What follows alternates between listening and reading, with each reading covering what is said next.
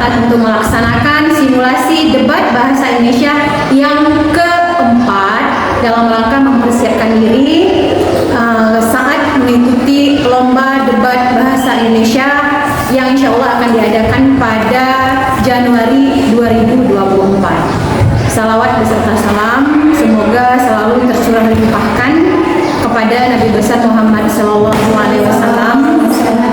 sosok yang sudah seharusnya kita teladani dalam menjalankan kehidupan kita di permukaan bumi ini dalam mencapai kebahagiaan dunia dan juga mencapai kebahagiaan akhirat.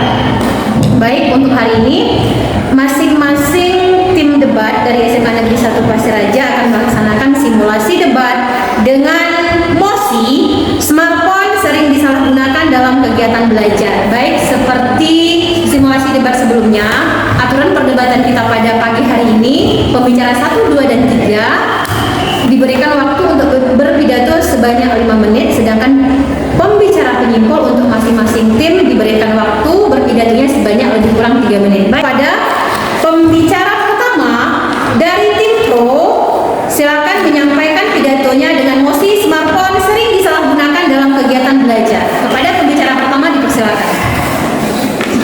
Assalamualaikum warahmatullahi wabarakatuh. Waalaikumsalam warahmatullahi wabarakatuh.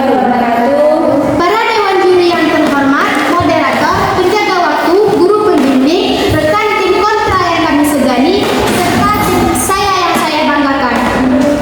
Sebelum kita memulai perdebatan pada hari ini, izinkanlah saya untuk memperkenalkan diri. Dengan saya sendiri, ada Yofi Raiji sebagai pembicara pertama yang bertugas untuk memaparkan definisi, memberikan limitasi, memberikan latar belakang, dan memberikan argumen-argumen penting. Selanjutnya, rekan saya Acihul selaku pembicara kedua yang bertugas untuk memperkuat kembali argumen yang telah saya sampaikan, sekaligus sebagai pembicara balasan.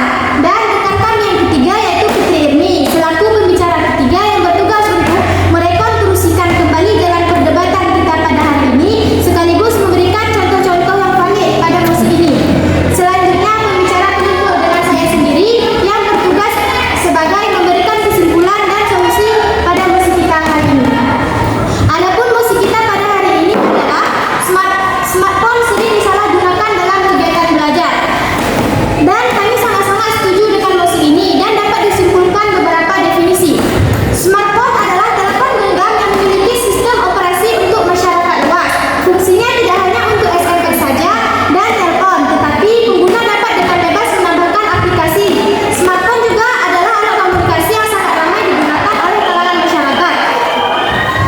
Selanjutnya, disalahgunakan berarti melakukan sesuatu hal yang tidak sebagaimana mestinya atau menyelewengkan sesuatu kegiatan. Kegiatan adalah aktivitas, usaha, pekerjaan, atau segala sesuatu yang dilakukan.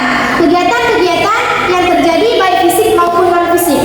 Baik, selanjutnya kami di sini akan memberikan limitasi atau batasan untuk mosi kita. Kami memberikan limitasi yaitu hanya pada lingkungan sekolah dan hanya pada jenjang sekolah SMA. Mengapa kami memberikan limitasi sekian? Karena menyangkut dengan mosi kita yaitu kegiatan belajar. Berarti itu bisa diterapkan pada lingkungan sekolah dan tidak terlewatkan dari itu. Baik, selanjutnya masuk ke dalam latar belakang kami. Adapun latar belakang dari mosi kita pada hari ini adalah kesalahgunaan menggunakan smartphone bagi pelajar jenjang SMA, adapun latar belakangnya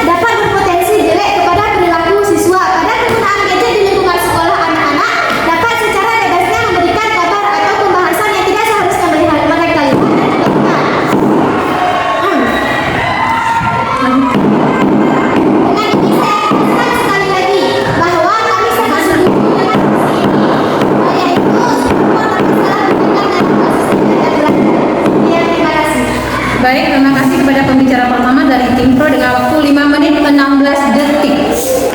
Selanjutnya kepada pembicara pertama dari tim kontra dipersilakan.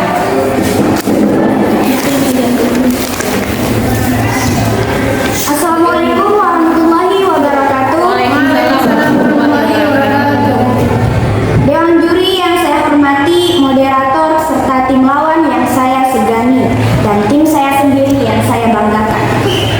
Perkenalkan, nama saya Aunawara sebagai pembicara pertama dari tim kontra, sekaligus yang akan menyanggah argumentasi yang disampaikan oleh tim pro, memberikan argumentasi yang menyatakan pertidaksetujuan kami terhadap mosi ini.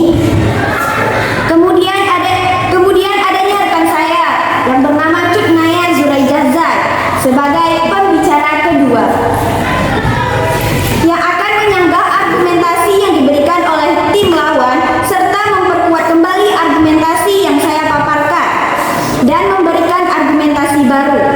Selanjutnya rekan saya Salsa Amanda sebagai pembicara ketiga yang akan merekonstruksi kembali segala paparan yang telah kami berikan terhadap mosi kali ini dan memberikan contoh-contoh yang valid terhadap mosi ini. Dan selanjutnya pembicara penyimpul oleh saya sendiri yang bertugas menyimpulkan sekaligus memberikan solusi terhadap mosi ini.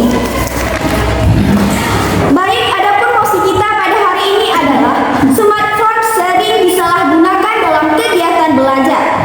Saya sangat-sangat tidak setuju dengan mosi ini, sebagaimana yang telah dikatakan oleh pembicara pertama, yaitu memberikan batasan yang telah diberikan oleh pembicara pertama dari tim pro, yaitu hanya pada lingkungan sekolah dan pada jenjang SMA saja.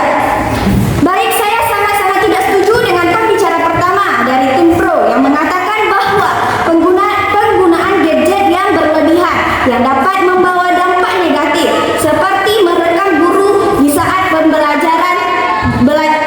berlangsungnya pembelajaran. Nah, dari sini saya ingin mengatakan bukankah siswa di saat melakukan kegiatan belajar semua smartphone-nya akan dikumpulkan pada guru mapel tersebut. Dari situ siswa tidak bisa melakukan hal-hal yang negatif. Baik, dewan juri yang saya hormati, sekarang saya masuki dalam argumen-argumen penting saya. Kita juga tahu bahwa smartphone adalah benda penting yang harus ada di setiap hari karena smartphone banyak memberikan manfaat bagi semua orang. Begitu juga dengan siswa. Smartphone bagi siswa sangat-sangat berguna, terutama di saat belajar. Smartphone bagi siswa juga dapat dimanfaatkan sebagai alat pendukung pembelajaran yang efektif. Dengan akses ke internet, siswa dapat dengan mudah mencari informasi tambahan, membaca materi pelajaran, dan memberi sumber daya pendidikan online. Aplikasi pembelajaran memungkinkan siswa untuk mengakses materi pembelajaran dengan sangat mudah. Smartphone juga digunakan untuk hal-hal yang positif. Menurut psikologis juga, smartphone ini akan membantu siswa dan akan menambah semangat siswa dalam belajar dan menambah wawasan dengan tidak hanya melihat dan membaca buku saja. Jadi, siswa langsung bisa mencarinya di internet tanpa membutuhkan waktu yang lama. Ya, dewan juri yang saya hormati, adapun smartphone juga memungkinkan siswa untuk berkolaborasi dan berkomunikasi dengan teman sekelas dan guru melalui aplikasi pesan atau platform pembelajaran online. Siswa dapat berbagi ide, bukan hanya pertanyaan, dan bekerja sama dalam proyek kelompok. Hal ini dapat meningkatkan interaksi sosial dan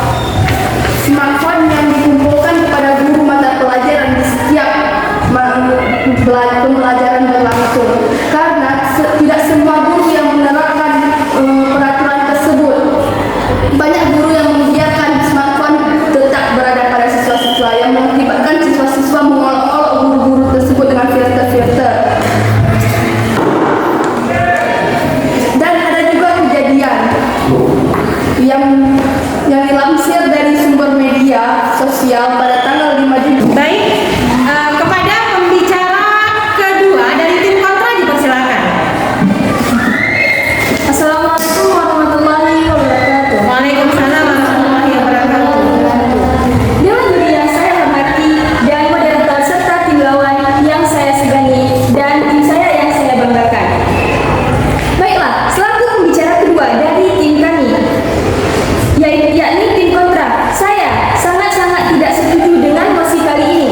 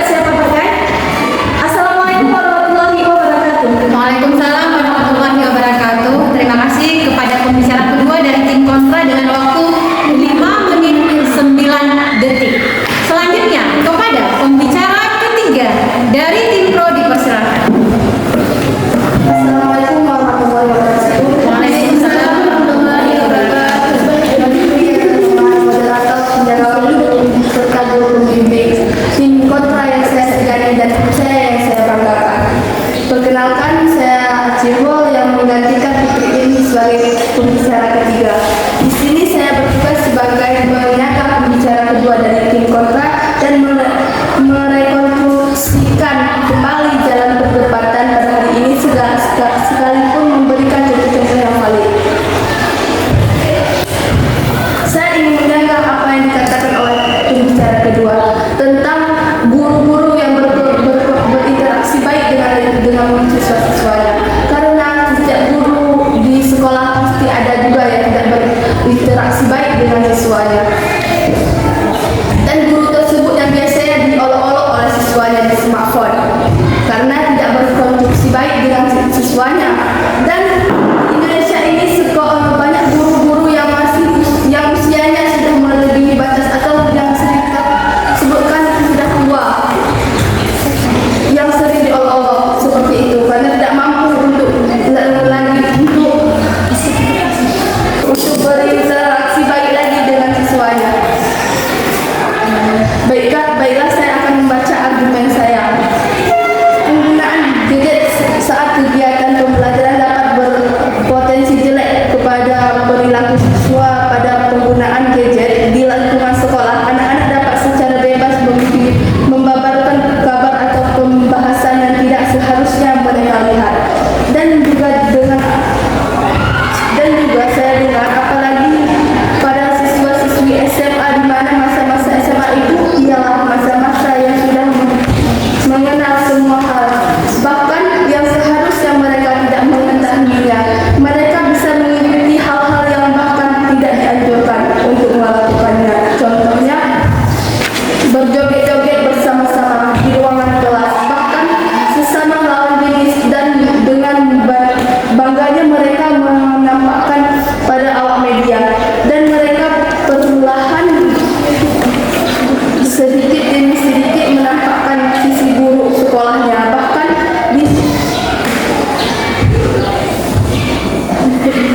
Bahkan takutnya hal ini terjadi surat pelanggaran membawa tidak keep HP ke sekolah. Sudah beredar pelanggaran ini tentang tertuang dalam surat edaran nomor 441/2008/2013/230 tentang larangan membawa HP ke sekolah yang diterapkan pada tanggal 22 September 2023 yang ditandatangani oleh Kepala Dinas PEN dan Kebudayaan Kota Magelang Bayhaqi. Dan juga dilansir dari sumber media, di tahun ini banyak siswa-siswa yang tidak menghargai gurunya, seperti mereka bermain gadget masing-masing tanpa mendengarkan guru yang sedang memaparkan materinya. Di situ kita bisa ambil sisi buruknya, bahwa smartphone bisa mengakibatkan akhlak siswa tidak cenderung berdampak. Sekali lagi saya tegaskan bahwa saya tidak setuju dengan membawa smartphone. Saya sangat setuju dengan mosi ini, yaitu smartphone sering disalahgunakan dalam kegiatan belajar. Sekian.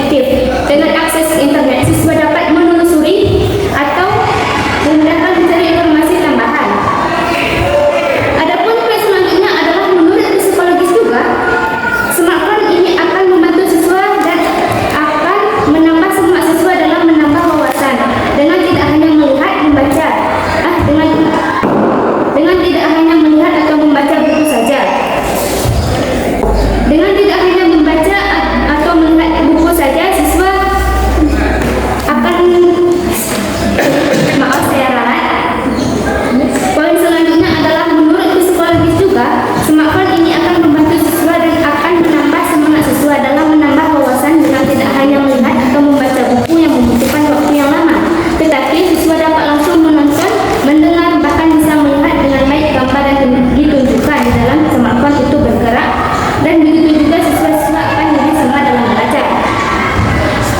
Poin terakhir adalah melalui aplikasi atau platform, siswa dapat berbagi ide, bertanya pertanyaan, dan bekerja sama dengan kelompok. Hal ini meningkatkan interaksi sosial dan memfasilitasi pembelajaran kolaboratif. Hal ini dijelaskan pada pasal 3 tentang kolaborasi dan komunikasi. Dasar sumber kurikulum 2013 per Kemendikbud nomor 65 tahun 2013 tentang standar proses pendidikan dasar dan menengah, yang berbunyi pembelajaran diarahkan pada pengembangan keterampilan sosial dan kolaboratif melalui penggunaan teknologi informasi dan komunikasi, termasuk platform penggunaan pelajaran online.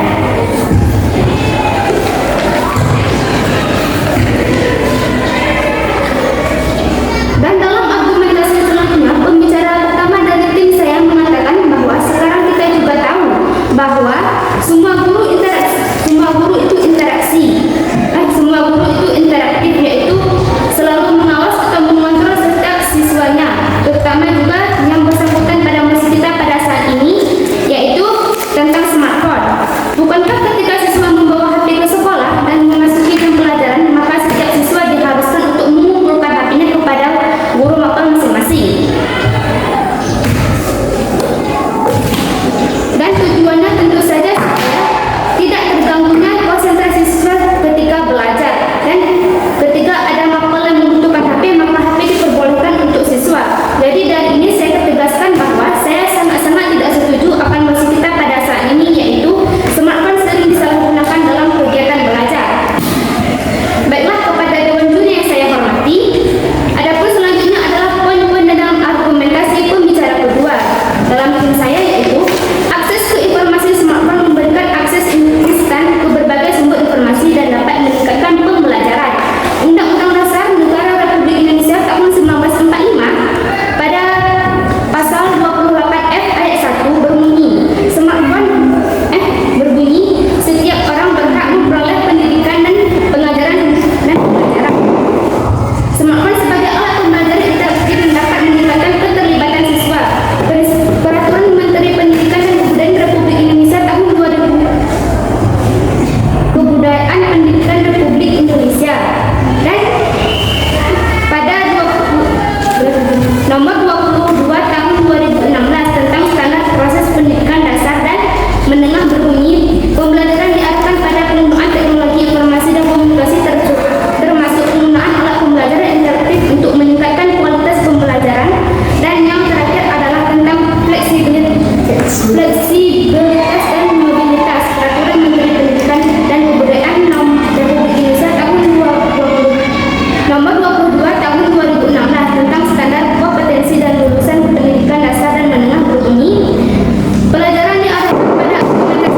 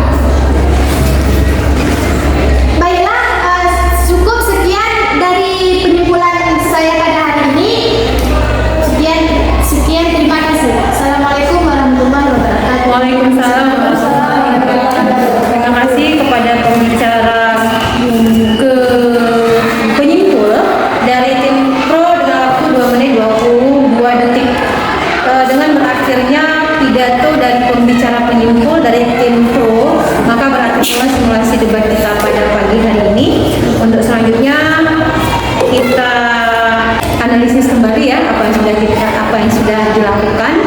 Tujuannya adalah agar analisis berpidato ini membawa dampak baik untuk kedepannya dan agar peserta debat atau masing-masing anggota tim ini bisa memahami seperti apa peran yang harus mereka lakukan.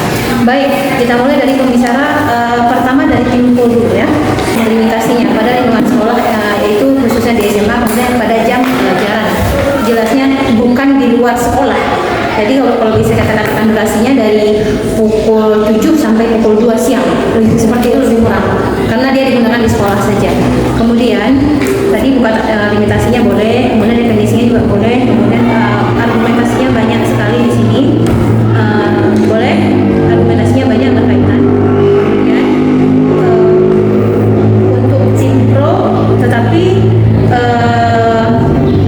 argumentasi yang di tim pro ini kewalahan, argumentasi tim pro pembicara satu ini kekurangannya di pembicara kedua. Karena pembicara kedua tadi tidak menambah argumen. Karena sebenarnya pembicara dua itu posisinya adalah memperkuat argumen, diperkuat dengan menambahkan. Tadi kan dicatat di sini pembicara satu dari tim pro itu argumennya ada 3 kalau itu masalah. Di sini ada TikTok, kemudian di sini juga ada pasal ya, kemudian juga ada uraian tentang bahwa penggunaan HP di sekolah itu berpotensi jelek bagi perilaku siswa. Karakter siswa sangat tidak mendukung jika digunakan HP di sekolah. Kemudian pembicara kedua tadi sanggahannya dari pembicara pertama. Ke depan kalau ada sanggahan itu lebih ini ya, lebih dipertegas, jangan mengambang. Tadi kalau mengambang dulu, sebenarnya argumen tidak ada. Jadi anak kami ketika di lomba, posisi aman itu adalah posisi aman tim itu ketika pembicara kedua itu memperkuat argumen. Jadi kalau pembicara kedua itu argumen yang ada, kita hanya bertumpu argumen pada pembicara pertama. Jadi sedikit sekali. Karena secara sederhana kita mengatakan argumen itu adalah pendapat yang disertai dengan bukti. Kalau bukti kita apa? Ada contoh, ada pasal kan, ada KUHP juga. Baik. Kemudian pro pembicara ketiga.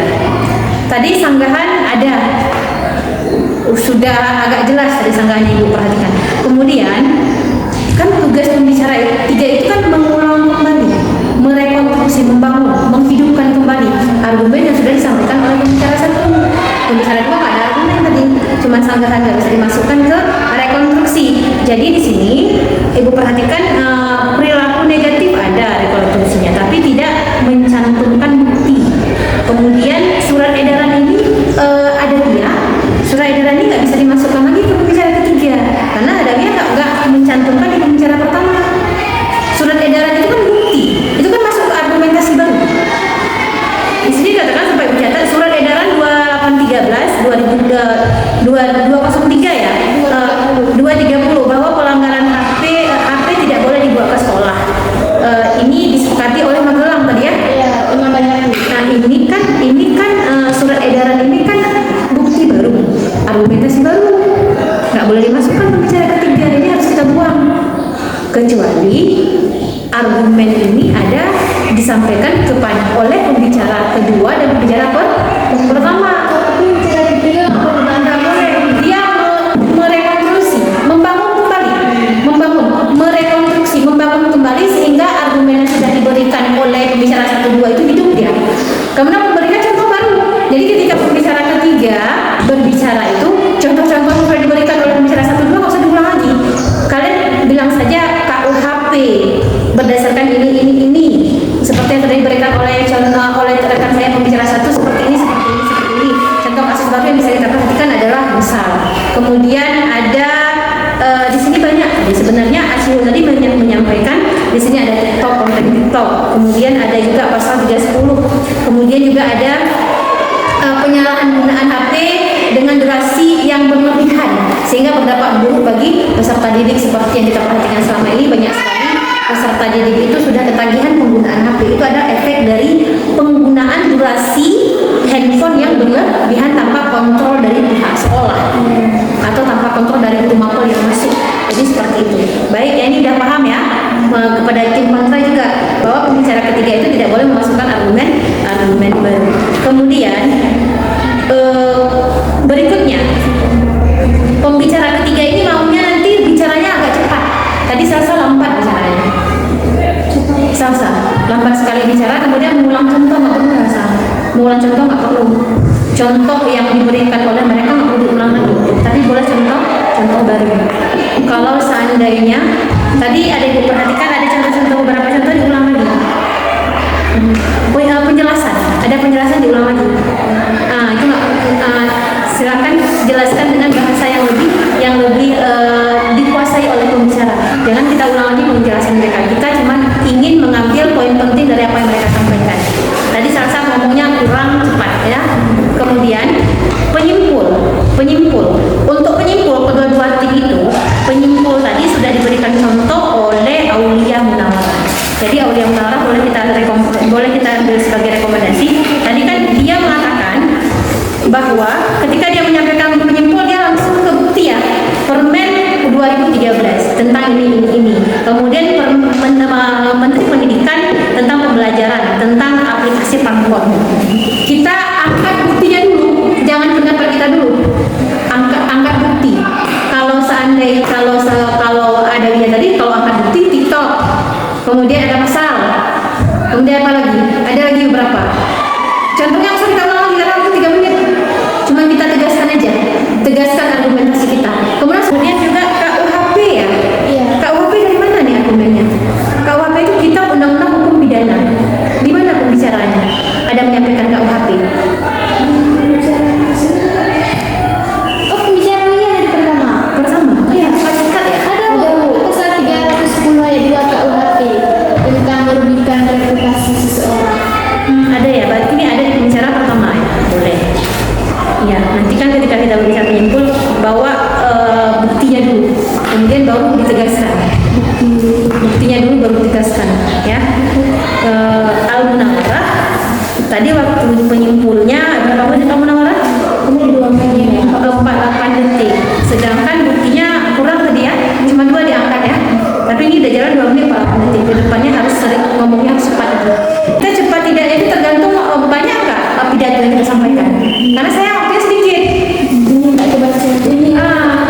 Makanya kalau berbicara besok, kalau baca lama, angkat poinnya aja. Mulai jabatan dengan bahasa sendiri.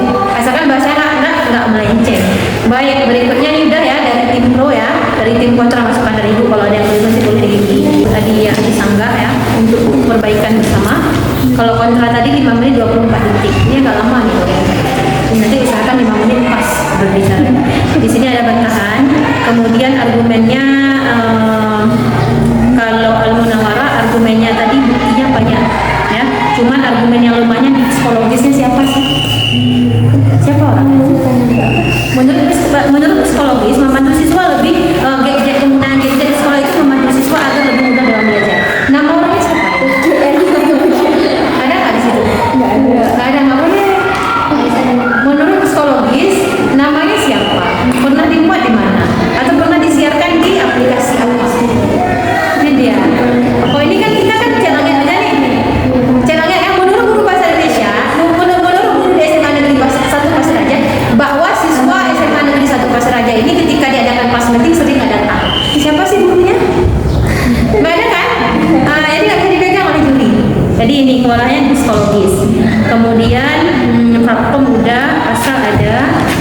Kemudian tadi Cutnaya sudah banyak, buktinya banyak, pendapatnya banyak, pendapat ada banyak, bukti ada, kemudian sanggahan ada, kemudian Salsa belajar lagi bagaimana cara kita merekonstruksi. Ini kan banyak sekali nih yang bisa ibu hitung argumennya. Ada psikologis sudah diangkat tadi. Kemudian ada apa lagi nak? Ada Permendikbud 2013. Kemudian ada dari Naya ada pasal 3 hukuman. Kemudian Undang-Undang 1945. Kemudian ada pembelajaran interaktif. Kemudian ada fleksibilitas, banyak nih. Dan mobilitas. Kalau bisa nanti beri contoh baru. Jangan pidato mereka diulang keseluruhan, tapi ambil poin penting saja. Seperti itu. Ya, Salsa ulang. Kemudian Aulia Munawwarah.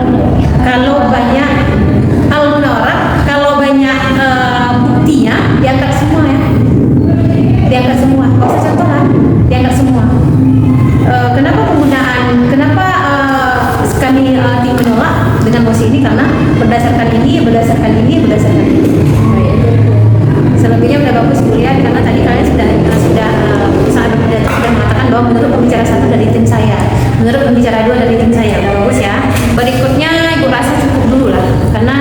walaupun kita berbicara banyak, kalau kita nggak latihan hasilnya kurang. Karena